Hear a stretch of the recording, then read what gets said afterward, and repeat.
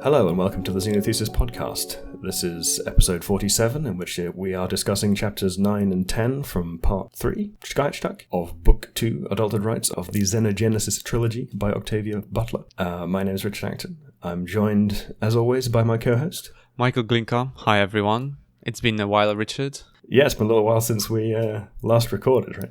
Yeah, it's forgetting basic things or how to set it up and everything, and you would think it's only a few weeks been. It's been 3 weeks. Yep. That's this stuff kind of slips out of habit pretty quickly. Yeah, it's crazy. But it's good to be back to have a nice discussion about the book and other stuff. Going off tangent, the usual good stuff. Yep.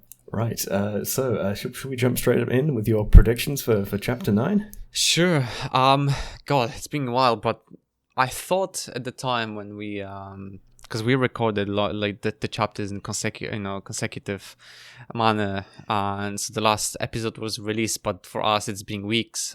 So chapter 9 prediction, I wrote that Akin and Dekhiaht bond gets fixed, at least to a certain extent, so that they can communicate without feeling disgusted or disturbed when talking to each other.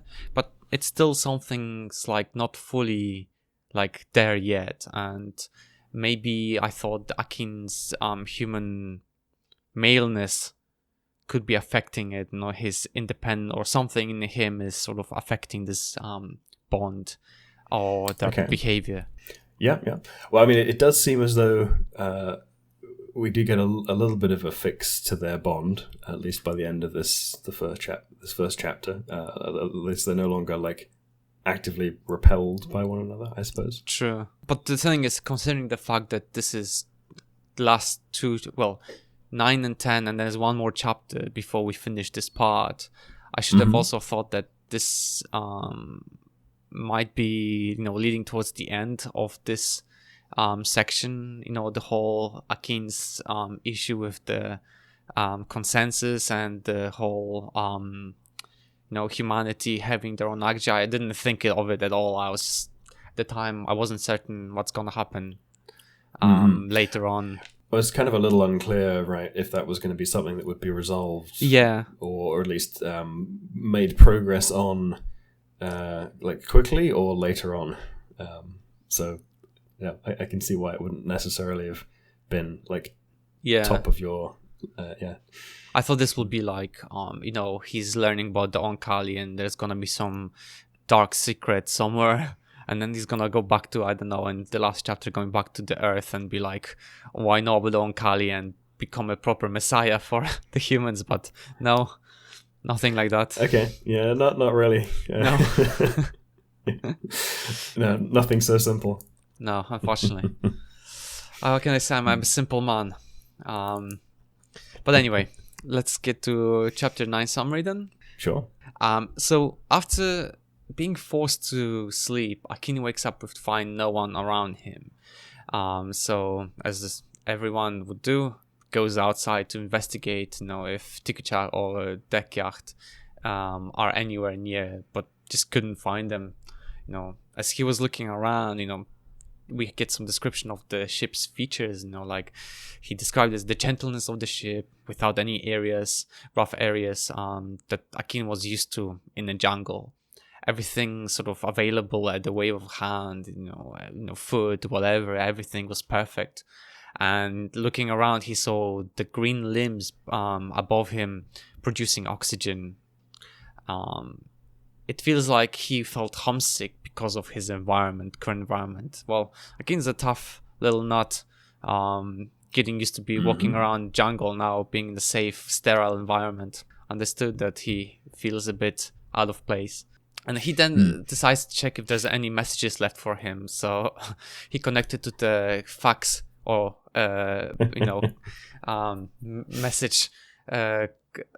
message system on the ship, and only gets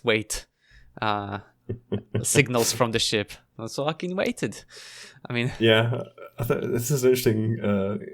Actually, two interesting things there. The contrast between the ship and the and low, right? Where low feels more organic. Yes.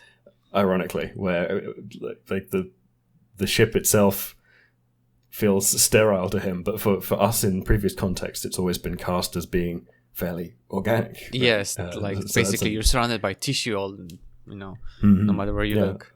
Yeah. I mean, the whole thing is an organism, and yet it seems kind of a little bit more orderly than you would expect. So it's an interesting contrast. And then, the ship does email, apparently. I just thought that, obviously, Akin being being human, living as a human construct on the Earth, and obviously you get being on Earth as basically you get covered with like all sorts of things like bacteria, spores, and whatsoever, right? And you come on a ship. Like, I wonder how does the ship react to all those little pathogens on the surface of like all those that come from Earth, right? Because even in law, I don't think the little sort of seedling of a ship would be able to sanitize them or sterilize them before they get to the big ship. Or like, I wonder if there's like the cells would the ship would like when they sleep sort of attack the bacteria or whatever, sterilize their surface, or maybe inject the ooloi organelles into the bacteria or something. That last one is a definite potential, I think. But I suppose they would have gotten used to it to some degree, or already figured out how to accommodate that back when they were first bringing on board humans, right? Because they would have had bacteria, and then we have a whole bunch of mutualistic bacteria living on our skin and in our gut that we can't, function well without. So, we need a whole cohort of mutualistic organisms to function. So, it's. They must accommodate that somehow or other. But I suspect they're also trading with all of those organisms as well. I guess so, because it's been several decades since last we had Lilith on the ship, and for Akin there's been 20 years basically. So within 20 years, all sorts of diseases could have evolved. At least for the human resistance, because I guess the people who live in the construct villages would be immediately healed by their oolois and stuff like that in case anything happened. So, I suppose they have good, what we might call biosurveillance, right? Yeah, COVID version of in the Oankali world. They just see all the organisms with their various biological senses, and if there's anything that's problematic, it gets immediately zapped. Yeah, basically. But eventually, after some time, Akin, he could tell that the Dekhiaht had returned without looking. Akin, felt that its scent overwhelmed his senses so much that he didn't even realize that he was grasping him, as if someone was to take all away from him. Gradually, though, he was able to let go of it and focus on other things that scent than the scent of the ooloi. Akin realized that he was lying down alongside the Dekhiaht, comfortably and content. The scent was still interesting, but no longer overwhelming. Here's an excerpt from a book. He wanted to stay near the ooloi, felt possessive of it, but was not totally focused on it. He liked it. He had felt this way about resistor women who let him make love to them and who saw him as something other than a container of sperm they hoped might prove fertile. Yeah, this struck me as an interesting little passage, right? There's kind of a lot of stuff baked in there that feels like it might somehow be some kind of commentary on human sexuality, right? The possessiveness, and the whole aspect of Akin is experiencing this sensory input, this smell, and then he's just like lying down next to Dekhiaht, embracing it before he's even like realized that. Yeah. It seemed like I don't know, there's a lot of stuff in especially in the recent era discussing like human sexual interactions in this kind of context of in this case, like Dekhiaht is not it seems to be perfectly fine with this interaction with Akin, yes. But it also doesn't seem to be really in control of the degree to which it's like having this effect on Akin. Yes. And Akin also doesn't seem to be at all really in control over the degree to which he is affected by Dekhiaht. I just thought that and there's some parallels there to the whole discussion that humans have about consent and the power relationships in like sexual interactions, and the whole thing about like victim blaming and dressing provocatively.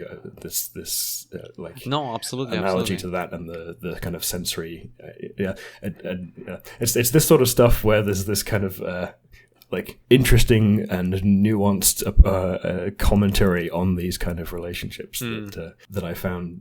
It's one of the things I find most interesting about Octavia's work. I'm not sure what she's trying to say, but well, to be fair, I mean, I see where we come from with this, because for example, the little passage when he says like he felt this way about the resisted women who let him make love to them and who saw him as something other than the container of sperm they hoped might prove fertile, right? It's like he's not just walking sperm bank, but an actual thinking human being. So it is a parallel to what you're saying. Absolutely, I agree. For me though, the whole interaction with Dekhiaht was more of like, I took it as a animals in heat sort of thing, releasing pheromones, where it just overwhelmed Akin, who has never experienced this, but there's some part of Oankali that could that in him that response to the ooloi pheromones. And so I thought that this is more like this, but I do agree that it does have it does show that there is some commentary about the behavior of human behavior, and in current society, and things that they're now changing towards the consent. And it's interesting actually, because like the analogy to animals in heat kind of raises the like what she's able to do here in the sci-fi context is take like stimuli and turn them up to 11. Yes. Right. And she can also have she can change the kind of somewhat change the dynamics of like sexual politics, because Dekhiaht's not female, it's ooloi, where there is no particular analogy there, and they're all like intelligent, agentic, sentient entities making choices, but at the same time they have these like really like overwhelming biological stimuli. This kind of more animalistic stuff. It's really a really interesting combination of factors. It is it's fascinating, because we know the Oankali keep talking about the human contradiction, as they call it, having intelligence and hierarchical behavior.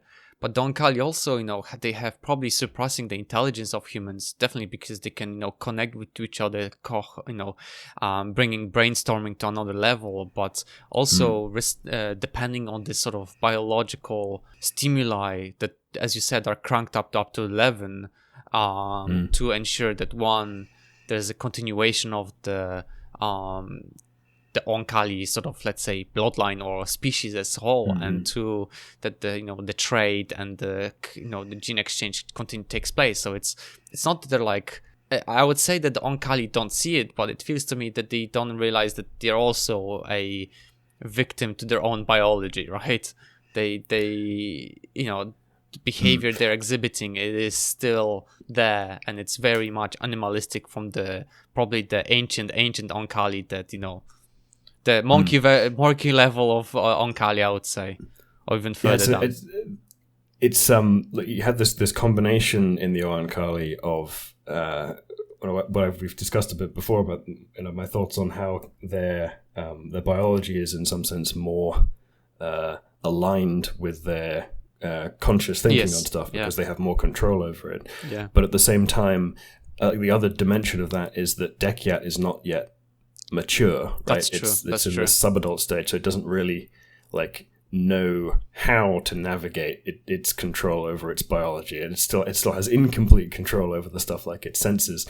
So you've got that kind of like youth and discovery of capability component to this whole thing as well, and then the whole like the other aspect of the kind of power dynamics of this relationship is also that the ooloi are the ones who have like complete power over the humans in this context, right? They're kind of in the like colonial imperialist type role to the humans. So it's but then there's Akin, who's male, who's doing kind of like grabbing Dekhiaht, but Dekhiaht is an ooloi who's in the sexuality or sort of sexual hierarchy of the Oankali. The ooloi seem to be the ones who are on top. So it's a whole complicated mix of power dynamics and all that stuff in there. Yeah, it's this sort of stuff that, like, way back in the very first episode, I said that I think some of the stuff in this book might make like the current like culture and thinking of some of the sort of feminist and like postmodern colonialist or decolonization type narrative, all of that kind of discourse, like that Octavia was kind of popular with a feminist audience, but I thought like the nuanced and complicated framings that she had for all this stuff, I thought might make some of those people uncomfortable. Yeah, absolutely. This is the sort of thing I was getting at. No, to be fair, like it's as you said very many times in previous episodes, Octavia Butler has this fantastic method of addressing do a social commentary, but by utilizing in a way alien species that we can take some lessons from, but not really fully relate to. And it does really show that like it's not patriarchy, it's ooloi triarchy. I can't. Ooloiarchy. Ooloiarchy. Probably, and but you're right, because all of them, Akin, T, and Dekhiaht, are all sort of pubescent sort of teenagers who are about to become adult in Oankali's eyes. So they're all still sort of, the things that happen to them is still a massive unknown, especially with the constructs, because they have a mix of both the Oankali and human. So it's nobody really knows what's happening, and the responses they are getting are just wow. Like in normal circumstances probably wouldn't take place, but here it's a first time thing, and nobody is sure. It's like is it okay? Is it not okay? It's like it's good that the Dekhiaht is fine with it, but he's still learning how to control its own body. So and that's one of the things that I like about Octavia's writing, is that it feels as though she's having a conversation with herself where she hasn't settled on the answer to the question. True, right? It's a common thing in what is the most interesting and engaging writing, is where an author is actually having like a serious discussion through the medium of different characters when they don't know what the answer to a question is. Right? It's just kind absolutely. It's like we've been saying, it's kind of social commentary, but also it's social commentary where like an answer is not given. No, absolutely, absolutely. Like, this is a really complicated scenario, and it's an interesting. Like it I don't know. It feels like it could be read as a critique of the whole framing of the question, and like more focused on kind of how the individuals in this context feel about the nature of the interactions. That's true. But if I can say, it depends on your perspective, right? Because this is question of for example, for myself, it was more like this whole interaction was I thought it was more the kite releasing pheromones like animals that sometimes are in heat, and then that's the response you get. But as you said, it's cranked up to 11. But then for some people, because I never really struggled with my sexuality, but for people who did, it could be this is more of there's layers to it that people can respond to it. But the author, Octavia in this case, cannot really respond because she doesn't know the answer to it, because there's no really answer. The answer is personal to everyone, and it depends on how and what sort of experiences they had.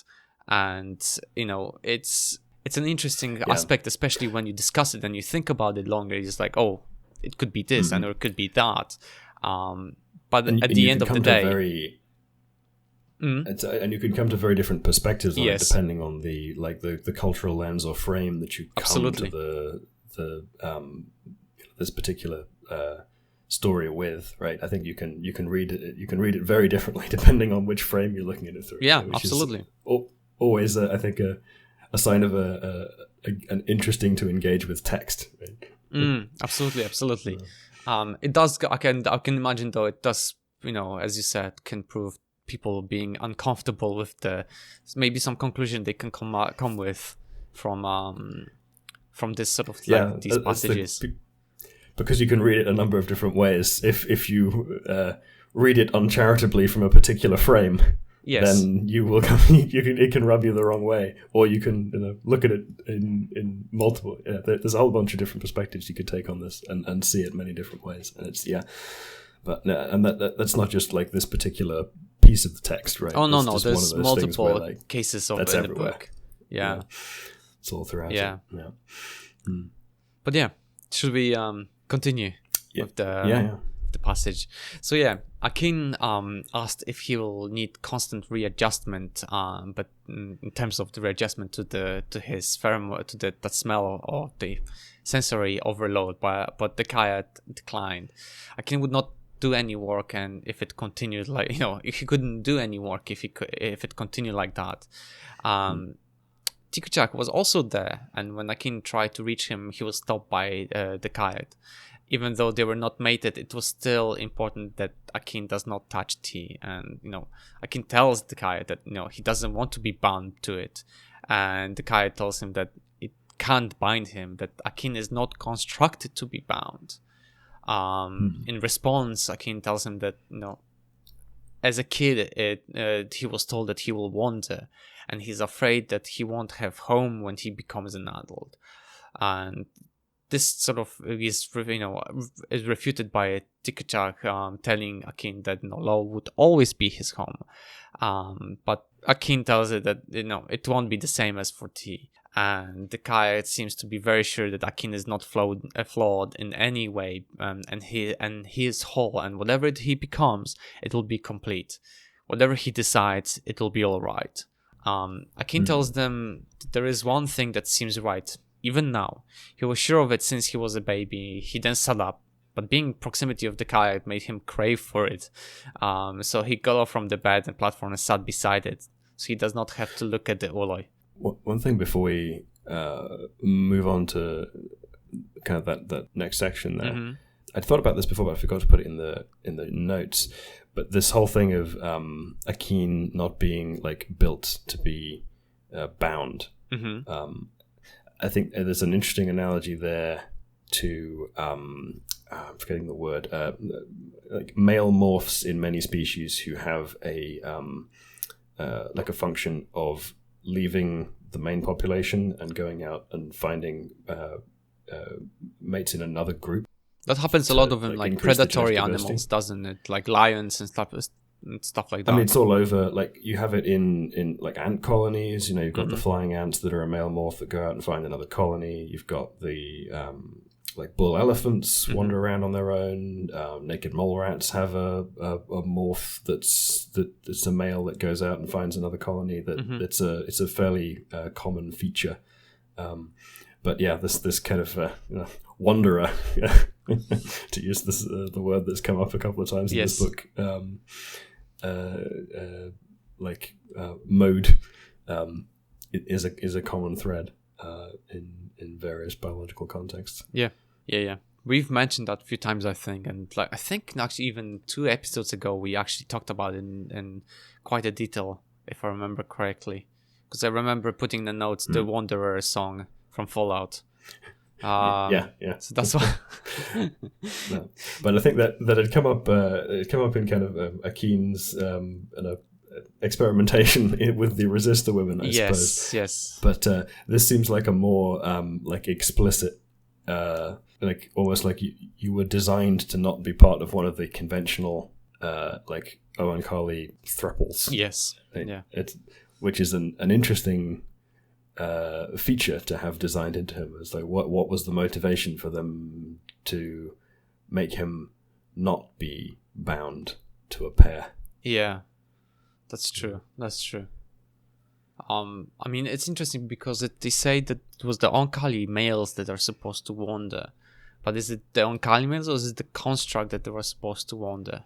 That they never really specified it in the book, have they? I don't know. I mean, they're often more conservative in some way or another with the constructs, right? So if the males are more typically the ones that change population, or go out to find a mate in another group, then it would make sense that Akin would also be that. But it doesn't quite fit with the whole going to find another population and bonding with them makes sense, but not necessarily going to find a population just not bonding.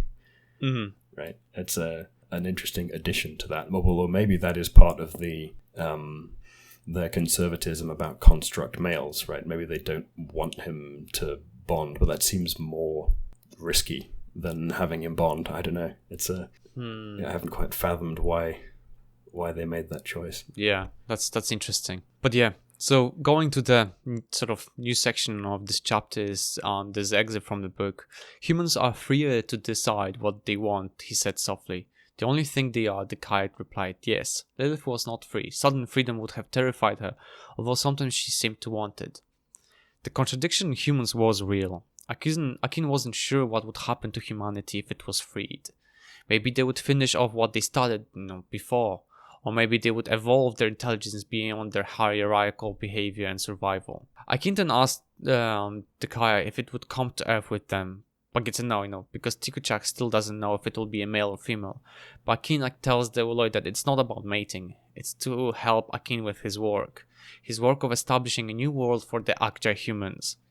Even though Dekh tells him that they will fail, Akin wants to let them have the choice.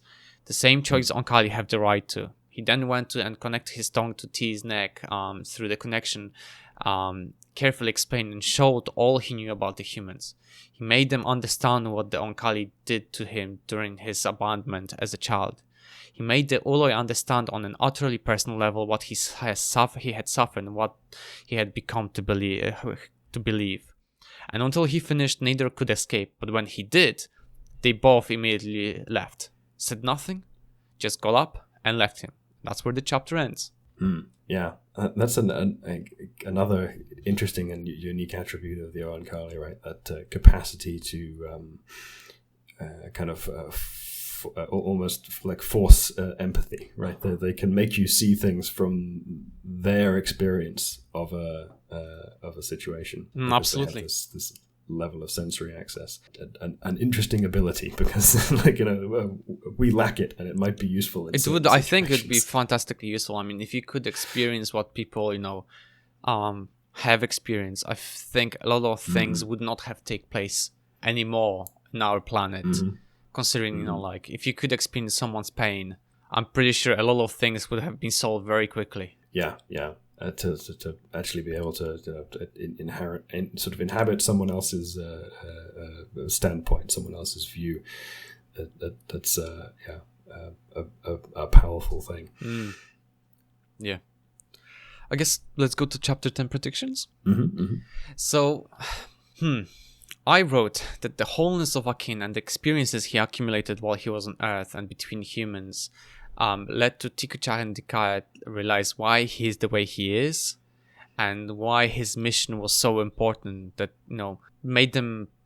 led to them join his effort to let the Akjai humans to exist. So basically, in my mind, I thought they received a fucking shock from Akin, what Akin experienced. And then they just went on and shared that, experience with whoever they knew on the ship. And, that sort of, I didn't know that would trigger anything as it did in the chapter 10, but I knew that it was leading to something. Okay. Yeah, I mean, you made it pretty broad. Yeah, so I suppose you kind of got a win in that column. That, in a way, yes, because I wasn't certain if they're going to be like, what specifically is going to happen. What I thought to myself, oh, maybe Dekhiaht sort of will change his attitude towards Akin after, like it's not going to be about mating anymore, like completely, that's going to completely cease in a way that because of the experiences, and then it will go and share its experiences with its parents. And Chkahichdahk, on the other hand, would like in the same time realize why there was a problem between Akin and it from the time he was born, and make him realize like whatever did the Oankali decide, except for their family, because the family was obviously against it, the whole abandonment, like they would develop some sort of hatred towards the Oankali or something. But I wasn't certain if any sort of result yet in terms of like the conversation of the whole Oankali society would take place. It was more like the local sort of groups that are around Akin would start to realize that, oh, actually this is more serious, that the child and well, Akin as a child experienced. Interesting. Yeah, because that's kind of what you'd expect in a more like human context about this kind of experience, right? That it can't go from like a few individuals to a large scale very readily. Yeah. In the way that humans function, but it seems as though the Akjai that Akin had formed a friendship with. Yes. In that kind of mentor-student relationship, experienced what he had shown T and Dekhiaht, and then like decided to take action as a result. Yeah. It seems as though that kind of like having the direct experience of that spurred it to take some action, and then engage the whole of the rest of the species absolutely in its consensus conversation. So it's a really interesting result. So you're definitely kind of on the right track, but it like scaled more rapidly than you anticipated. I really didn't expect this to take, but immediately be like consensus time, like. Yeah, it's like you were suddenly summoned in front of like a parliamentary committee. Basically, yeah. Like, imagine you have a conversation with your friend about like, oh, we should maybe, it'd be a good idea if the government this, and then suddenly you're standing in front of the whole parliament, and you're just like, producing your idea, and just like, okay, cool. That escalated quickly. Yeah. So yeah, let's get to the summary, I guess.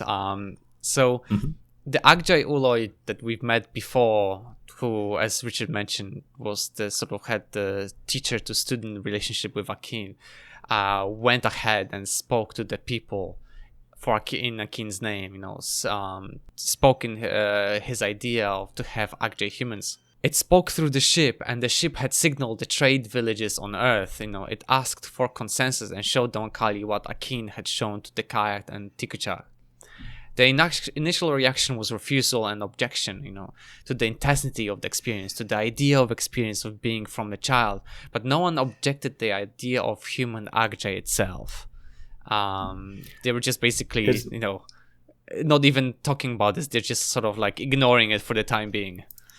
Yeah, it's interesting how they were like dodging the issue and just like complaining about the medium, as it were. It's just like this is too loud, effectively. Yeah, like it's like, oh, this is a child's experience. Like, like still, guys, come on. No, the Oankali can't lie. But the thing is, the Oankali can't lie. They can't lie, but it seems as though they can like avoid the subject. Yes, but at the same time, what I'm talking about is like Akin couldn't lie his experiences, right? He just showed them what he experienced on a personal level. So. Yeah. So it seems as though they were kind of like awkwardly beating about the bush a little bit before they actually engaged with the real material by complaining about something else. Absolutely. Akin was trying to follow the debate through the Akjai ooloi, drawing away whenever it got too intense or too fast. And here's an excerpt from the book. Drawing back felt like coming up for air. He found himself gasping, almost exhausted each time. By each time he went back, needing to feel what the Akjai felt, needing to follow the responses of the people. It was rare for children to take part in the consensus for more than a few seconds. No child who was not deeply concerned would want to take part for longer. It's crazy, like the stimuli. I can imagine that overstimulation from all those like input an output from all of these like different Oankali must be crazy. Is this, I don't know, like I can't even imagine how even compare this to like an actual experience in humans. Yeah, it's really like, plugged into the matrix, as it were, but with a whole bunch of additional stimuli. It's it sounds super intense. Yeah. But yeah, I wanted to draw an analogy between the kind of Oankali chemical communication and the sort of distributed network of how they communicate to like mycorrhizal networks. So the networks that the roots of plants and fungi, fungal myceliums or mycelia, form in woods and basically all over the place. Because I think that's probably one of the closest like analogies I can come up with in like real world biology to what's going on in the way that the Oankali are able to kind of connect themselves up to this network. At least that seems to be the case in that. But the question is, how did they do it with the villages on the Earth, right? Because we have the ship in the space. How did they communicate with the? That is an interesting one, yeah. I don't think we've explicitly heard whether or not they have radio or anything. But yeah, that's that kind of wireless stuff. It's an interesting point. We should probably get to that at some point. Go on. Just to resume my to like deepen a little bit that analogy, right? So there's some interesting kind of emerging work. It's still a bit unclear about. It seems as though the extent of the way plants and fungi communicate with one another through these mycorrhizal networks is larger than we previously expected, but it's still not very well characterized. There's been some really interesting experiments showing that plants can have this kind of like source sink interaction, wherein if plants are lacking carbon or nitrogen or whatever, they can effectively like signal that via these fungal networks, and other plants can like share resources with related plants. Yeah, it's this really fascinating set of interactions, and things like different behavior depending on whether or not damage to plants was inflicted by animals or by like wind breaking the plant, right? So if a plant detects it's damaged, sort of like its bark being broken, if there's animal saliva on the bark, its response is to produce tannins to make it bitter and deter animals from chewing on it. But apparently this behavior is like transmitted to other neighboring plants, and the only way it could really plausibly get there is like via these mycorrhizal networks. So that if like there's this bush that doesn't really have any direct connection to its neighboring bushes, and it gets nibbled on by like a deer or something, as opposed to having like a branch snap in the wind, and all the neighboring plants also start like producing more tannins to try and deter being eaten. It's fascinating communication. I've heard about this in terms of the trees that were eaten by giraffes, and specifically these trees, I don't remember their names, but they have really spiky sort of needles, I would say. No, it's more like the tree bark itself, that branches have like little tiny branches that are super spiky, right? And they produce a very little of greenery because very high up to protect themselves against giraffes. But of course giraffes have evolved to still be able to eat. But in terms of like communication, those trees actually release sort of like pheromones when they start being eaten by, for example, a giraffe, a tree, so that the neighboring trees start to produce this compound that's very, as you said, bitter. It's not, I don't know if it's tannins or something else at this point, but basically they start to release that more, so that whenever other giraffes come and start feeding on them, they actually feel much more bitter. Almost poisoning, almost feeling like as a poison being released to prevent them eating the tree. It's quite plausible that it could be something like that's pheromonal between the individual plants rather than necessarily like mediated via a fungal network. But like there are some stuff that seems to be mediated via these fungal networks, although it's still fairly unsettled. It's There's pretty a lot of crazy. research in that like area. you'd think that definitely should be some interaction between the fungi and the plants, because there is a symbiotic the already. We knew about it, and we're being taught about it in primary schools almost. But the actual how deep the symbiotic behavior is like still, I would guess, unknown. Like the biochemical, the genetic, the evolutionary, the molecular biological aspects of all of those behaviors are still very much yet to be characterized. Yeah. But I feel like there's a whole area of kind of mycological ecology that's really starting to come into its own. Yeah. That's not yet had much research attention. Absolutely. There's this guy, Paul Stamets, who's kind of like an amateur mycologist. There's a couple of interesting documentaries and stuff about this guy and some of the people who've worked with him. But yeah, it seems like that's an area to pay attention to, because there's some interesting stuff going on. No, absolutely. It's a shame that we don't really focus on it, because there's no brain involved in it. But then again, it doesn't mean that there's not an equivalent of consciousness of some type. Maybe consciousness too much, but like some sort of at the very least distributed information processing of a fairly complex kind. Yeah. I would say it's more of like an organic sort of type of a computer interaction, that there is some sort of input-output behavior. I mean, all of biology is very much like that, right? And I think it's an aspect of biology that's kind of underappreciated, right? It's very much an information processing system, right? Yeah. These cells are constantly doing complicated input-output stuff that has... it's doing a lot of it's doing analog computation, right? It's taking a bunch of these signals, integrating them, and kind of making a choice depending on what's in its genetic program, right? It's very much doing computational tasks. I think we should start thinking about it, like especially teaching about this more in schools, to make people realize that this isn't like a plant just take carbon dioxide from the atmosphere and some sunlight, and that's it. There's more into it than people realize, in terms of like the whole broader perspective from the ecosystem. It's like plants have like really complicated behavioral repertoires, whilst not appearing to do anything on human timescales, right? Yeah.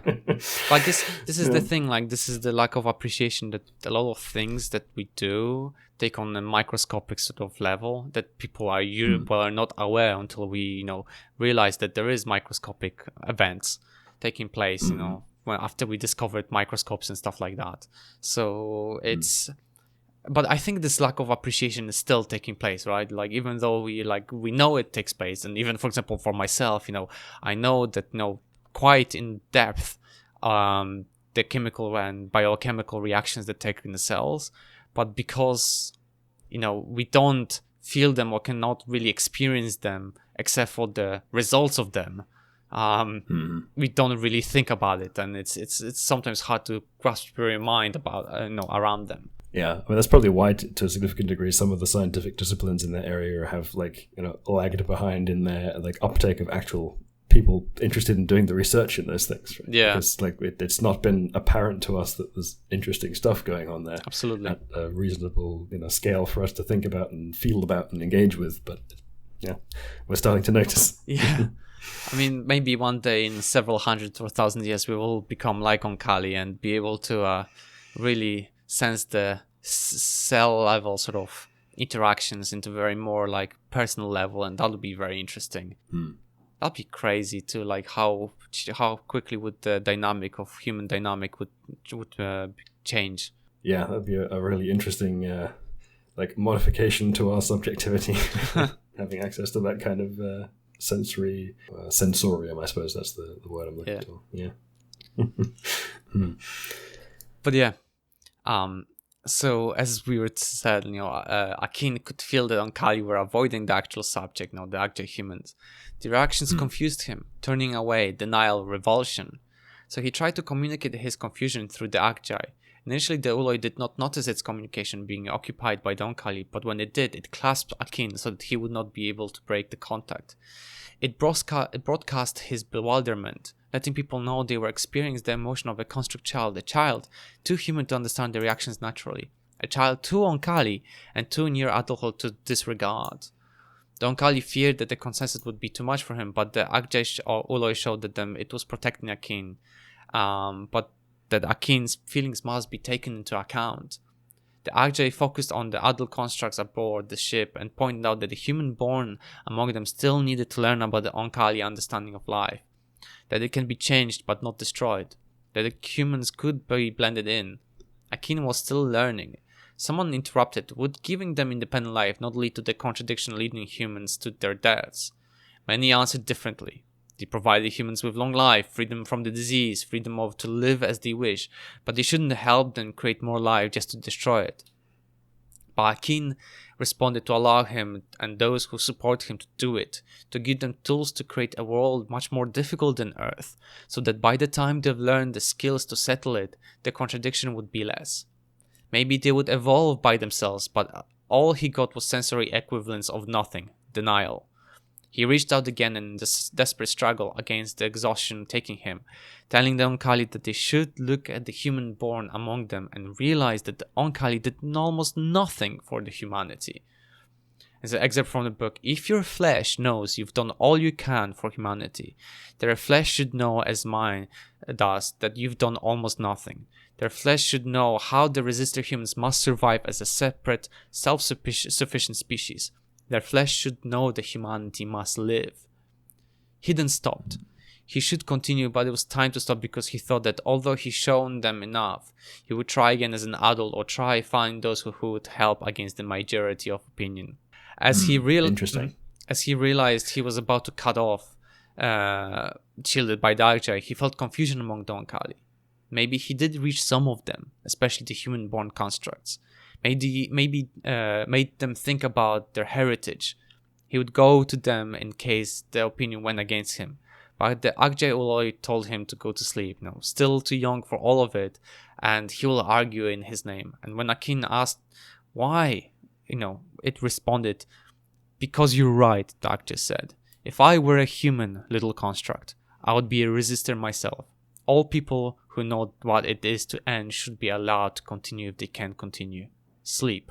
And that's where the chapter ends. Yeah, that is a really interesting ending. I find the way the Akjai kind of took Akin's position quite affecting. Right? Yeah, it's really kind of taken on this role of speaking for him, or amplifying his voice. An interesting conclusion there. And it seems as though the Oankali are beginning to engage more seriously with absolutely. It's interesting that the aspect of this consensus, like there are still a few things that are unclear for me for the consensus, like how do they start it, what sort of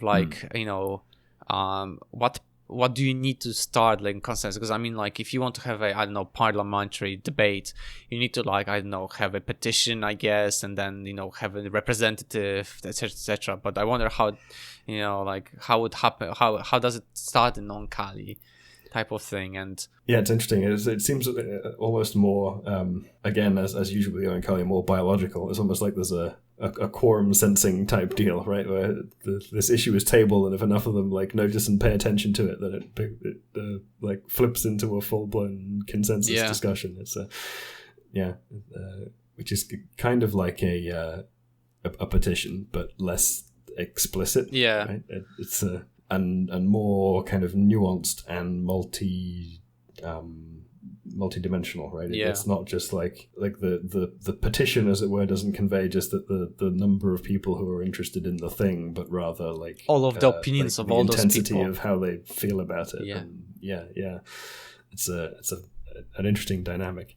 Actually, I was going to draw some analogies between that and some interesting innovations in human political systems, right? So the particular one I was thinking of, actually, especially in the dimension of a lot of this Oankali consensus process seems to be about how they feel about a thing, right? They're interested in what it is that Akin feels. They're interested in his experience.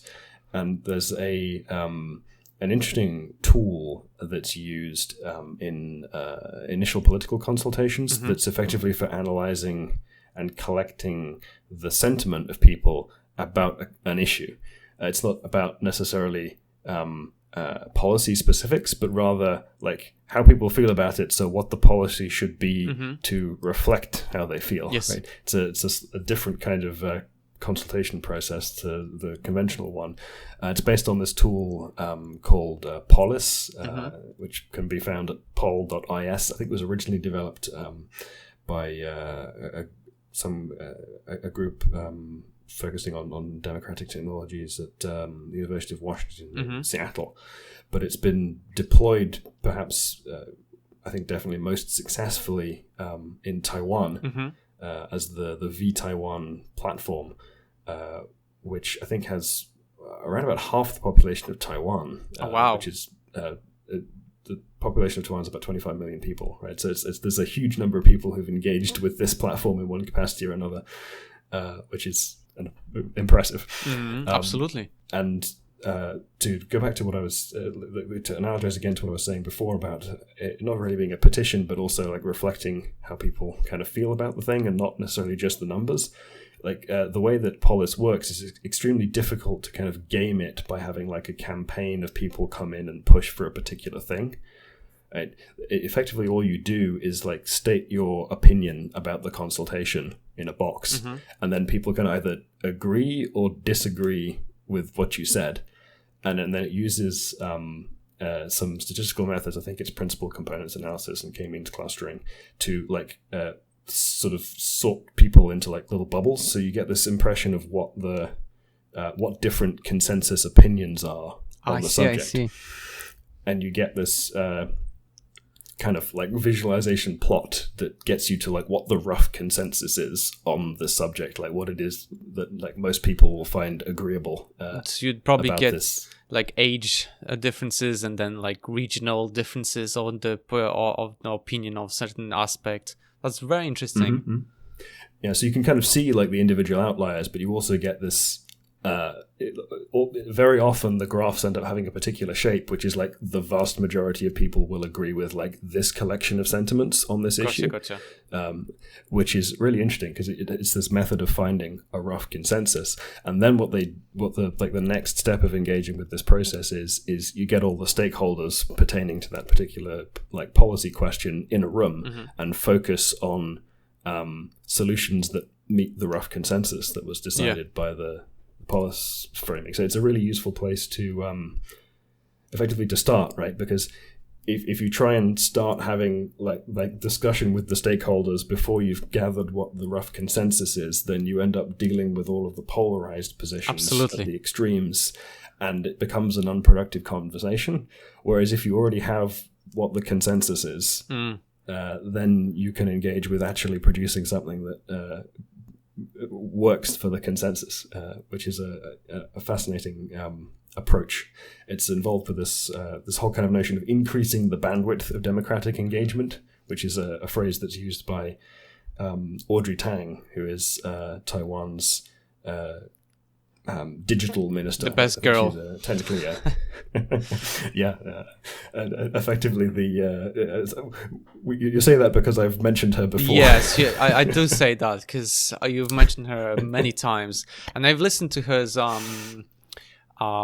presentations in few aspects, and I do need to say it's a person who really knows what they're talking about, and I generally feel like I started to see why you're so excited by Taiwan and their whole technology and implementation of certain aspects in their politics, because holy shit, it really is something that I would want to see everywhere, basically, implemented. Yeah, so not content with getting us in trouble for discussing like the politics of consent. I'm now going to get us banned in China. Well, I mean, you know, for talking about Taiwan. Shame. Oh, such a shame. Well, anyway, no, but yeah. So it's like the history of Taiwan's democracy is particularly interesting because they went from being so martial law of a kind of like military dictatorship type regime ended in 1987, and then they had their first like fully democratically elected government in 96, 97. And then in 2014 they effectively had like basically the only successful version of the Occupy movement. That didn't really go anywhere except in Taiwan with the Occupy and the Sunflower Student Movement in 2014, where they occupied the parliament. And the way they did it was really interesting. And so Audrey and a bunch of the kind of civic hacking community and the GovZero group, which is another whole interesting subject in itself, were part of this group that occupied the parliament, and they set up live feeds, and they had kind of a relationship with journalists and everything, so they would broadcast what they were doing in the occupied parliament to the world. Audrey had like a backpack full of Ethernet cables to make sure you could hardline connect all this stuff up.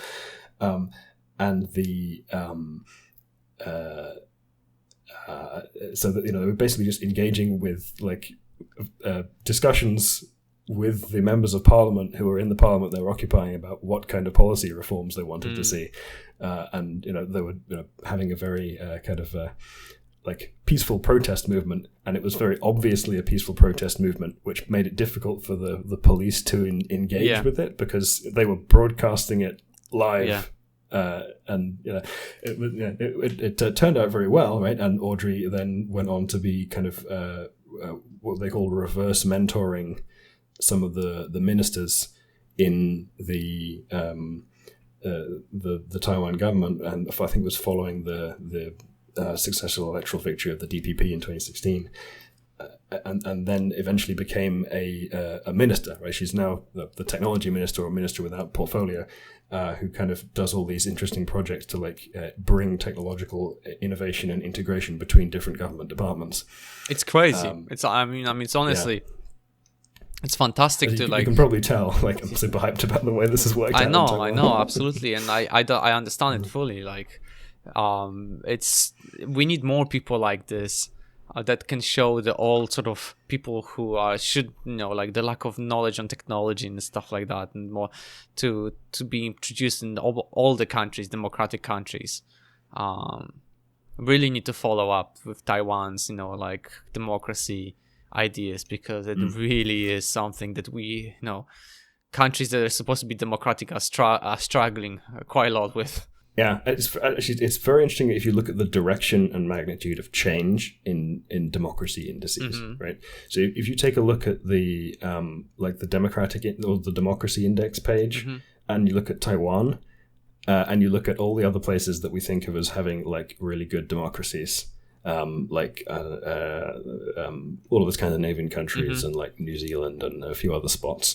Like Estonia, weirdly enough, and like basically everyone else is undergoing at least some regression in their democraticness. Yeah, like it's going down a little bit, but Taiwan is going up and has been going up substantially, right? So I think that their last like 2019, 2020 democracy index or something was like a plus like 1.2, and the next follower up on the list was like a plus 0.2 or something. Wow, okay. And it's like their trajectory is like very much in the right direction, whereas everyone else we think of as doing well is very much in the wrong direction.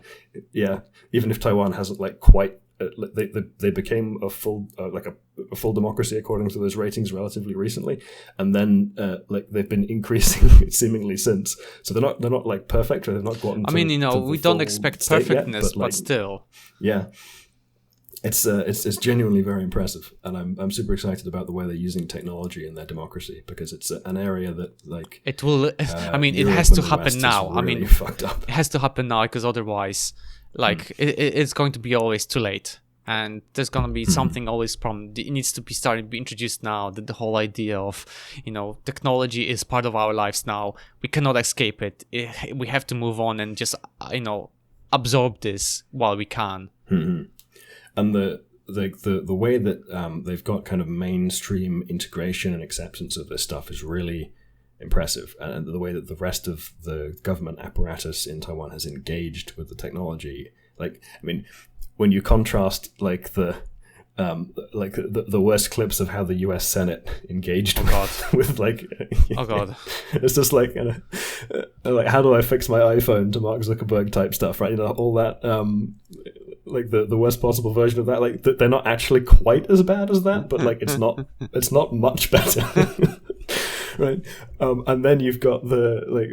In the contrast in Taiwan is like they have a presidential hackathon. Yeah, right. You mentioned that a few times. They have this program where like software projects that can like improve government services, like compete with one another for being like the best and like having the broadest impact across government services and stuff. They use this quadratic voting procedure to select the best projects, and then like they get like like the person or the group that wins gets like a de facto executive order, right? It's just like you won the competition, you get an executive order that says like your thing will be used and will be like policy and will be funded and developed within like 18 months to 2 years. Yeah. You get the power of the executive behind that, and they have this whole civic hacking movement, GovZero, where the whole notion is like we take a fork of whatever the government services is and we make our own version of it and then merge it back. Like if it's good and people like it, it gets merged back into mainstream government services. It's a really really exciting and interesting stuff that they're doing. So like for the rest of the world's like policy wonks and whatnot, like learn from Taiwan. Taiwan, here we come, basically.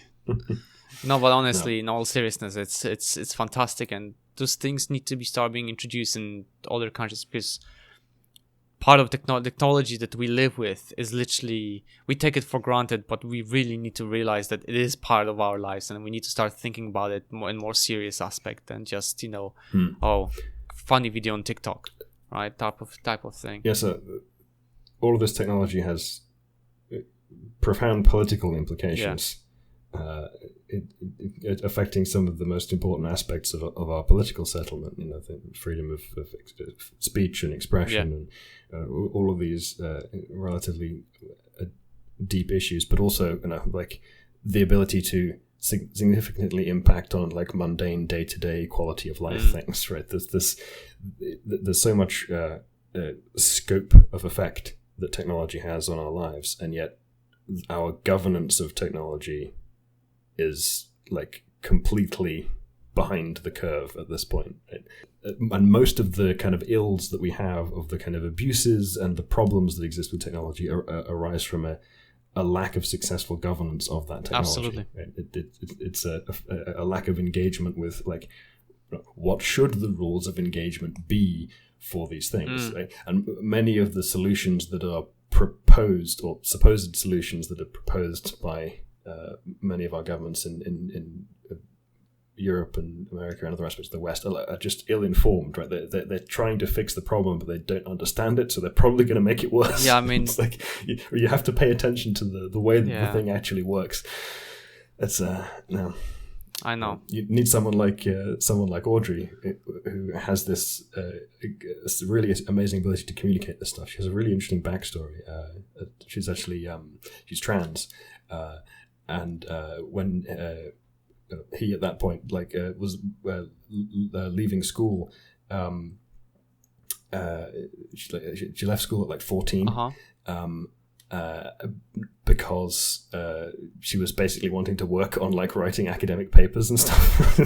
Okay, like, it's the kind of prodigy, and like the her school head was like totally okay with it, and.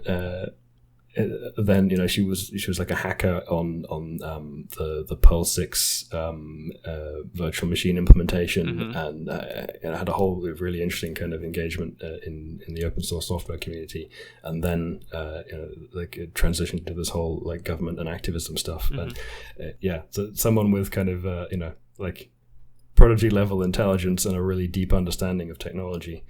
And also the background in the open source community, I think, was really important there, because a lot of the attempts that the West has made to integrate technology into government have been informed by people who work in technology companies, but who are not necessarily engaged with open source or free software, depending on your political inclinations in the free software. The free software and the open source people have like different opinions. Okay, it's complicated. Let's not get into that. Yep. Right, but that whole space is very much about like community and distributed governance of software development. It's stuff that respects the like privacy and autonomy and the contributions of many individual users to the software, and it all has it has like democratic and collective governance models to a significant degree, which is like the antithesis of the way that software development processes typically work in corporate settings. Not always, but sometimes. Yeah. Right? So those very different attitudes to how you should develop and govern software, like coming from an open source perspective and bringing that to government, is much more compatible with an open democratic society than is coming from a corporate setting, because in that context it's kind of more compatible with an authoritarian governance model. But yeah, it's a unique combination of factors came together very interestingly in Taiwan, and Audrey was in the right place at the right time, and yeah, it's a very, very interesting story. We need a prodigy like that, in here in UK, for example, to do the same thing.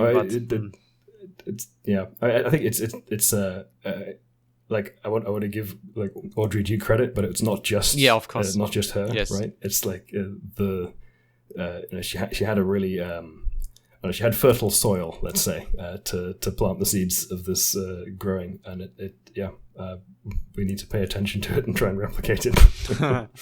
No, absolutely. Mm-hmm. But yeah, that was a whole tangent, because I'd like to see in some ways our democratic processes mirror more closely the way that the Oankali seem to do theirs, right? Yeah. The ability to engage on the fly with a complex and interesting multi-million discussion, basically. People subject with huge numbers of participants, right? That's the kind of like high bandwidth, high complexity, interestingly nuanced thing where a collective decision needs to be made effectively, but at the moment our mechanisms of democratic processes seem ill-equipped to handle that kind of complex problem, and we need to do something to fix it, and it seems like Taiwan's come up with some interesting stuff in that direction. I want to see that in my lifetime. Hopefully. Yeah, me too. But yeah, I guess let's go to my chapter 11 predictions of coming off the tangent. Well, I wrote one thing, but I'm not certain if it's going to take place yet. But it's the last chapter of the book of that part as well. So I thought that the consensus is that there is going to be a consensus, and then it's that there should be an actual human, pure humans. But for it to take place, Akin must lead the way to create a world for them. So if you want it, basically they're gonna say, Akin, if you want it to happen, you'll have to do it, basically. Okay, interesting. I'm not sure though if it's gonna happen now, or if there's gonna be some sort of like, this is gonna be continued discussion. You go back to Earth or something, and then we'll let you know what the conclusion is while you're on the Earth, type of thing. But I'm not sure, to be fair. Okay, yeah, that's I think a pretty reasonable prediction. The little extra bit of like Akin must kind of lead the way is a good extra bit of specifics. I mean, it's he proposed it and he experienced of it, so I'm sure they'll be like, yep, if you want it, go for it. We'll not stop you, but it'll be interesting, because it'd be cool if they like called it not the actual human, but I don't know, Akin humans, like different types of Oankali that completely separated from the actual 3 tribes and became different, so like the 4th tribe this time, that sort of preserves the original species or something, type of thing. Yeah, it seems like a bit of a new innovation for the conventional 3-branch structure of the Oankali, right? You've got the an added element of symmetry. Right? The species that they're trading with also gets its own Akchai branch. Yeah, it's we call it a civil rights advancement. Basically, yeah. So yeah, I guess that's it for today, right? I think so. Yeah, thank you very much everyone for listening. We're Xenothesis. You can find all the places we upload our podcast on xenothesis.com. I was Michael Glinka. And I was Richard Acton. Bye.